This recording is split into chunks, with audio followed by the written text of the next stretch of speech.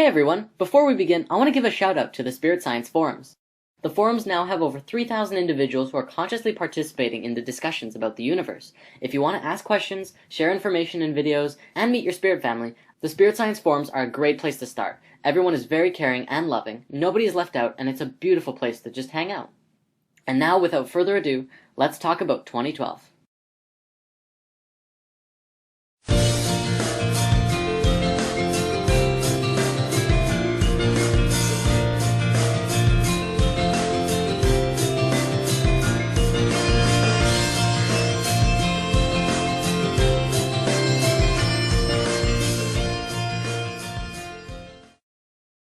There can be no peace until we find peace within. Wow, 2012. Here we are at long last. Many cultures have been awaiting the time we're in right now for thousands of years. And one of the biggest, most prominent cultures that have brought 2012 to the forefront of our awareness are the Mayans, through their long count calendar. Now, the Mayan calendar is actually the most detailed, specific, and accurate calendar on the planet, but to go into depth on it right now would take a very long time. We will dive into specifics of the calendar later on, but for now let's take a look at the general prophecies that were foretold thousands of years ago, all about the time that we're in right now. According to the Mayans, the solstice on December 21st, 2012, precisely at 11:11 a.m. Universal Time, marks the completion of the 5,125-year Great Cycle of the Mayan long count calendar. 2012 also marks the completion of the 26,000-year precession of the equinoxes cycle, which we discussed in Lesson 5. According to the calendars, it also signifies the end of a 144,000-year cycle, a 78,000-year cycle, and a 26 million-year cycle. The 2012 date marks the completion of this world age cycle, but it does not signify the end. Well, it kind of does.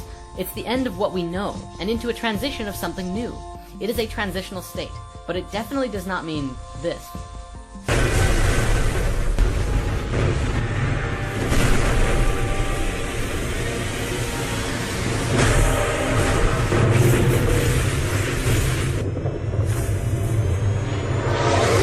Although, because anything is possible, I won't say this isn't a possibility. Ultimately, we can't know what's going to happen, but we do have control over the potential of what we experience. We'll come back to that. We need to understand that the 2012 prophecies are signaling to us to wake up and realize that these times on Earth are very important. We are living in a landmark time in the history of this planet. We are collectively, as a species, approaching a crossroads that is calling out to us to participate in our fullest capacity. Let me show you a diagram to try and demonstrate just how important this is. First, this is how DNA works. See how you can basically map it out like a story? Here's the beginning, which could be seen as creation, or a start of a cycle. And then it moves outwards, expanding and moving into all potentials, until it reaches its peak in the middle. It stretches far out and then begins moving back towards the center, back to its source. But it will be a new space that it now exists in. Then it returns back to a center point, where it ends, or transitions, into a state where it expands out once more, continuing its infinite cycle of expansion and contraction. One could also say that it moves through the chakras, moving from a low frequency to an incredibly high frequency, where it will unite and transition out once more. Now think of the human species like this, and 2012 being that point of unity where everything comes together, right before starting off again and expanding out into something new and different. This is basically what's happening right now on Earth, but there's a catch.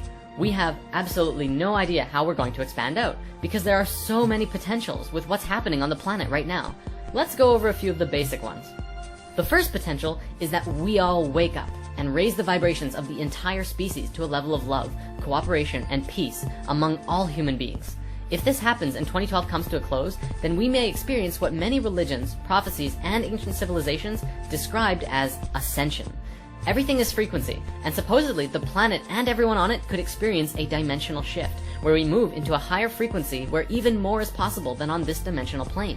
We could then start building garden cities and utopias that work harmonically and in tune with nature and each other. Everyone could live in paradise, living from their heart in beauty and splendor.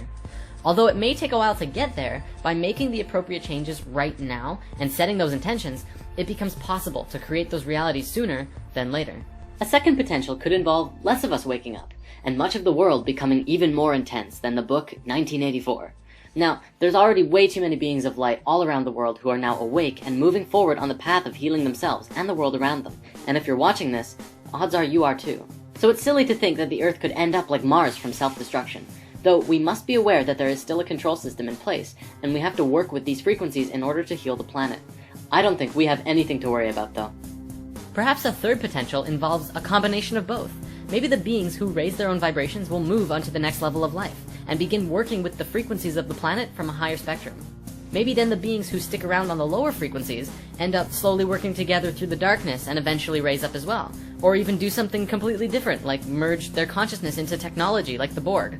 I mean, I know our current technology isn't anywhere near there yet, but Earth doesn't have to die even if the people in the lower frequencies keep warring. They're just potentials, and hey, they're pretty fun to think about.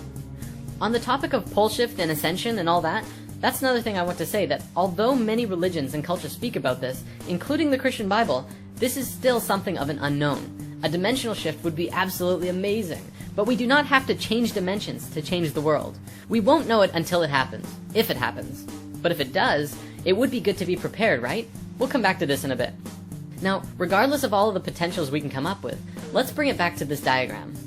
Think about how this applies in your life. Every day you live could be seen as one mini spiral. However, 7 small spirals make one larger one across the 7 small ones. This is a week. Then several weeks create a month. Several months create a year. You can map that over your life and see from birth to death, which is just like the Mayan calendar, not the end, but a transition into new level of life. We discussed death in Lesson 9, Astral Projection. Consider 2012 like this diagram, where there are not just several smaller cycles ending, but some very large ones, all at the same time in different windows. Some of them are 4-year windows, some of them are 100-year windows, but all of them essentially are wrapped around this center point. This is where we are right now, not yet at the end of the cycle, but getting very close. This is such an exciting time for us. As mentioned earlier, we cannot know what is going to happen, and I'm not going to tell you it's going to be this or that, because I don't know either. We will change the outcome depending on our being. What's going to happen? You decide. In Lesson 1, we discussed how you create your own reality. Many people argued that it didn't make sense when others influence your life from out of the blue. What we didn't discuss, but probably should have, is that we are a collective.